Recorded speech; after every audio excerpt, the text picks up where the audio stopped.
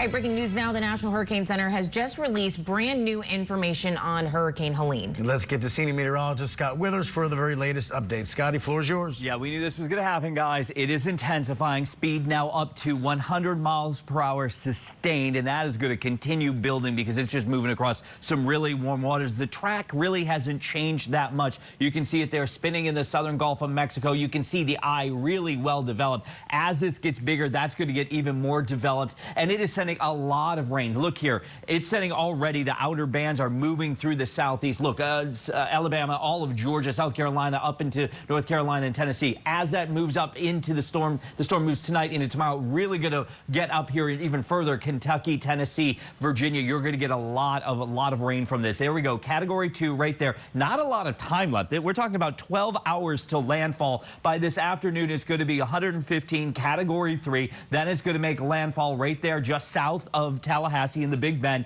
It will still be a Category 1. We're projecting by 2 a.m. just south of Macon. So you are going to have a hurricane. If you live in the Macon area, you will have a hurricane tomorrow morning. And then it's going to roll up as a tropical storm through Atlanta, major metro area. And then it's going to kind of hang out up here in Nashville over the weekend, dropping a whole bunch of rain there. The models are still staying together. It is not fluctuating much, just a little here or there. It's coming in Tallahassee. You're going to see about 115 mile per hour winds sustained for hours tonight. That's going to knock down a lot of trees. The temperatures just pushing this up. This is way above normal. And now we've got Charlotte. You are in the tropical storm warning. You will be feeling the effects in Charlotte, North Carolina as well tonight, almost into Knoxville. The red, that's the Hurricane Macon. You have a hurricane warning there. The pink in Tampa, you're up to the still at that hurricane watch today. But millions and millions of people across the southeast dealing with these alerts and these warnings today, and they are going to intensify. All right, here's the storm surge. We're going to get a couple feet on the East Coast. This is where we're concerned. The purple here as we zoom in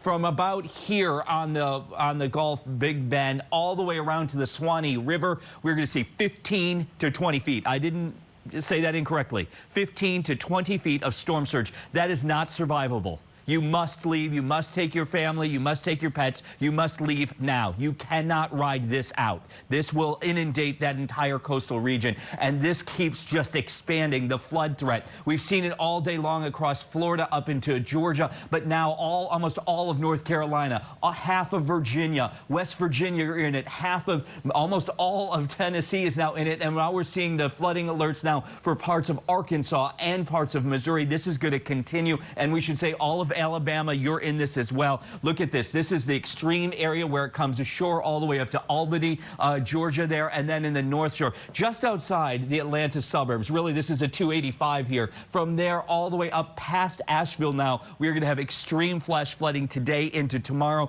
and this is life-threatening flash flooding. We're going to see some landslides up in the mountains of the Appalachians there because there's going to be so much rain so quickly, and this keeps spreading too. This is a tropical storm winds. Now, Atlanta, you are absolutely going to have tropical storm winds tomorrow morning when this comes through, and up into almost Knoxville, you're going to feel them as well. And here's what I was talking about, those winds. There's the hurricane force winds all the way up into north of Macon, almost to Atlanta, and that's probably going to change as this storm continues to intensify throughout the day. I wouldn't be surprised if it's further. As it spins, it's pulling all of those winds in. Those outer bands are moving across Florida. They're also rotating. We are seeing tornadoes already from Miami all the way up to Tampa. That's going to continue. This is going to shift north. Savannah, you're going to be in the tornado threat zone later. And guys, look at this. I don't even know how to add more colors. They're on top of each other. We've got flooding events taking place already in parts of North Carolina and stretching up towards Washington, D.C. There's trees down already on roads, and some of the roads are going to be impassable. We're going to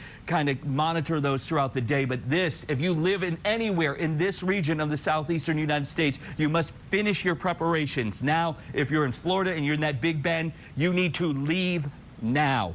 You can't leave afternoon. You can't leave later tonight. You need to leave now. Yeah, when I hear unsurvivable, that's terrifying. And that's just to clarify, that's not a Scott word. Right. That is a National Hurricane Center word. Right. Unsurvivable. And Scotty, just because, I mean, that obviously is alarming as hell. Right. So when they say that, that's not a scare tactic. When they say unsurvivable, they mean it's so much water that if you stay in your home, you're going to drown. Let's be very practical. It is 15 to 20 feet above dry land. That's 2 stories at the coastline. Wow. And as you move inland, it goes down, obviously. Right. But it's a half-mile inland. Yeah. You are going to see this type of inundation along the Gulf Coast in that entire region there of the Big Bend there. It is going to be, and as someone who a few years ago was trapped and almost perished in a storm surge in Ian, you must leave now, not later. Yeah. And Scotty, reminder viewers too, even if you do happen to be out and about, how much water it takes to lift up your car. Not much. You're right, it's not a lot. It's a foot maximum. I mean, for and an if you SUV. think, compare that to 15 feet to 20-foot Right. surge, I mean, that's just devastating. And Scott, I real quick though, because I know you were making a point a few days ago that where this thing's actually going to make landfall, Panhandle, Big Bend area, is not a populated area like Orlando, Tampa, Miami, but the surge will impact very much populated area. Yeah, so like the surge is going to be here, but up and down the entire coast here from Tampa, Fort Myers, you're going to see surge that's going to be damaging and destructive there. And then the east side of where it lands, that's the worst side of the storm. That's where you get the most wind, the heaviest rain, and the largest surge. So you're talking heavily populated here as a Tampa. And then Tallahassee, literally you're like a 30-minute drive inland. So you are going to get these intense winds. It's going to knock down a whole bunch of trees there. And if you've been there, those trees are 30, 40, 50 feet tall. They're going to come down on houses. And older trees as well. I mean, it's just, that's terrifying. We're just getting started. All right. Senior meteorologist Scott Withers, a busy day for you, but important work to keep folks informed and aware. So thank you for the forecast and the advice.